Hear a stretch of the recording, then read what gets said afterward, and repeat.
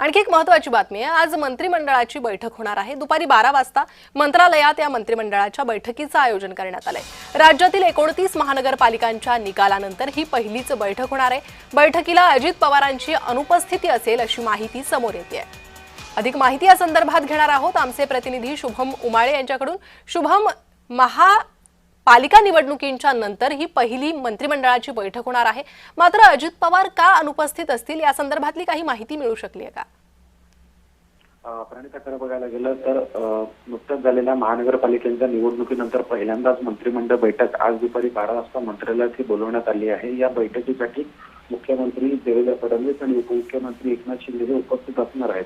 पण मात्र या बैठकीसाठी उपमुख्यमंत्री अजित पवार हे अनुपस्थित असतील, कारण की त्यांचा पूर्वनियोजित दौरा आहे। ते बारामतीमधील विज्ञान केंद्राच्या उद्घाटनासाठी उपस्थित राहणार आहेत। नुकत्याच झालेल्या मनपा निवडणुकीमध्ये महायुतीमधून अजित पवार हे बाहेर पडलेले दिसून आले संपूर्ण राज्यामध्ये, आणि अशामध्ये जी पहिली बैठक होत आहे आणि अजित पवार यांची अनुपस्थिती हे आता मोठा चर्चेचा कारण ठरलेली आहे। प्रणिता, अगदी शुभम, धन्यवाद या सविस्तर माहितीसाठी।